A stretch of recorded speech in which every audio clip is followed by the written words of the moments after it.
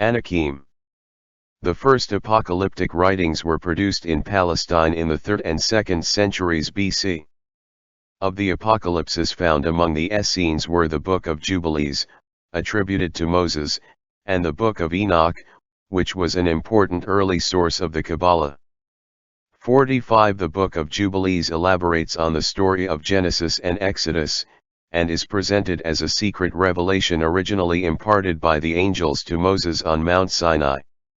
The Book of Enoch, through its angelology, demonology, and cosmology, also provided important early elements in the development of the Kabbalah. 46. The Book of Enoch is part of a number of works known as the Apocrypha, usually of unknown authorship or of doubtful origin. The Apocrypha, from the Greek word apokryptein, meaning to hide away, refers to a body of biblical literature that was excluded from the Orthodox canon of the Old and New Testament. The Septuagint contained a number of books that later Jewish religious leaders rejected from the Old Testament, but that the early Christian Church preserved as Apocrypha, inserting them between the Old and New Testament. There is no complete list of these works, and some are more important than others. Among those usually classified in Old Testament apocryphal literature are the Psalms of Solomon, the Jewish portions of the Sibylline books, the Book of Enoch, the Assumption of Moses, the Syriac Apocalypse of Baruch, the Greek Apocalypse of Baruch, the Book of Jubilees, the Testaments of the 12 Patriarchs, the Martyrdom of Isaiah, the Testament of Job, several writings on the subject of Adam and Eve, the history of Johannes Hyrcanus, and various other legendary and apocalyptic works. Still other works survived. The majority of these, in an attempt to give them legitimacy, were attributed to various biblical personalities from the distant past, rather than their actual authors. Because of this falsely ascribed authorship, these works became known as pseudepigrapha. Their literary form makes dating most of them difficult, but the majority reflect doctrines introduced since the Babylonian exile. Most of them date from between 200 BC and 100 AD, and were derived from later copies either in the original language, Hebrew, Aramaic, or Greek, or in translated versions found in archaeological excavations. The Book of Enoch was a pseudepigraphical work, named after Enoch, who, according to the Bible, was the seventh patriarch after Adam and lived prior to the flood. Enoch did not die, but instead, at age 365, walked with God, meaning that he was taken up into heaven directly. After beginning with an account of the fallen angels, known as the Watchers or Nephilim, the Book of Enoch offers a description of the miraculous journey of Enoch, in the company of the angel Uriel, from whom he learns the secrets of creation, the sun, the moon, and the signs of the zodiac. The book teaches of the existence of the Son of Man, the elect one, the Messiah, who from the beginning existed in secret, 47 and whose name was invoked in the presence of the Lord of Spirits, before the sun and the signs were created. 48 According to Moshe Idel, the Enochian text advocated the use of specific structures, together with incantations, which could bring about the descent of celestial entities and their magical use. 49. While many readers of the Bible over the centuries have struggled with the identity of the sons of God, Nephilim, of the Bible, according to the Apocrypha and the pseudepigrapha they were identified as fallen angels, referred to as watchers. In the book of Daniel there are 3 references to the class of watcher, Holy One. The term is introduced by Nebuchadnezzar, who says he saw a watcher, a Holy One come down, singular verb, from heaven. 50 The story of the Anakim is often thought to be possibly connected to the Sumerian myth of the Anunnaki, 7 judges of the underworld, the children of the god Anu, who had once lived in heaven but were banished for their misdeeds. Although not mentioned in the Bible, numerous later interpretations claimed that the Nephilim intermarried with the female descendants of Cain, producing the race of Anakim. References to the offspring of Seth rebelling against God and mingling with the daughters of Cain are found from the 2nd century AD onwards, in both Christian and Jewish sources. Examples include Rabbi Shimon Bar Yochai, Saint Augustine, Sixtus Julius Africanus, and the letters attributed to Saint Clement. It is also the view expressed in the modern canonical Amharic Ethiopian Orthodox Bible, Henoch 2:1, 3, and the offspring of Seth, who were upon the holy mount, saw them and loved them.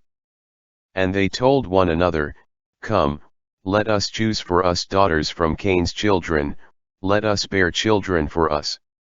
A similar account is provided in the conflict of Adam and Eve with Satan, a 6th century Christian extra-canonical work found in Ge'ez, translated from an Arabic original.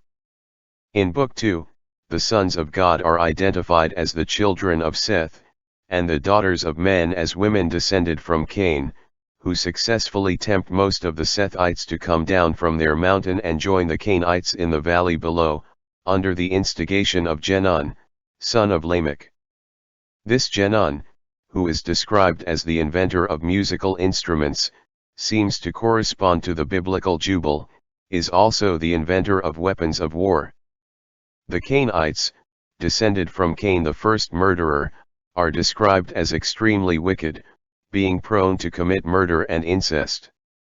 After seducing the Sethites, their offspring become the Nephilim, who are all destroyed in the flood, as also detailed in Enoch and Jubilees. Similarly, as recounted in the Dead Sea Scrolls, 200 angels known as the Watchers, or Guardians, once descended from heaven to sample the pleasures of earth, and were, according to the Book of Jubilees, led by Mastema, or Satan. It is they who taught men knowledge brought with them in their descent from heaven, magic and astrology.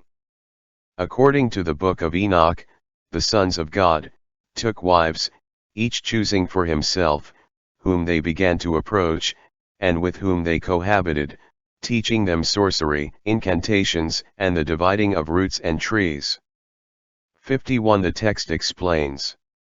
Azazel taught men to make swords, knives, shields, breastplates, the fabrication of mirrors, and the workmanship of bracelets and ornaments, the use of paint, the beautifying of the eyebrows, the use of stones of every valuable and select kind, and of all sorts of dyes, so that the world became altered. Impiety increased, fornication multiplied, and they transgressed and corrupted all their ways.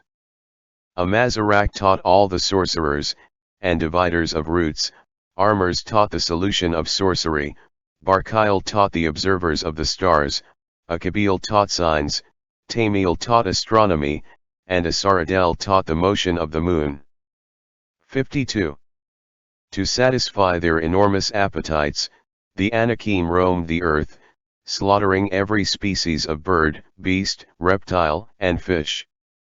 Finally, the ravenous creatures turned on one another, stripping each other's flesh from their bones and quenching their thirst in rivers of blood.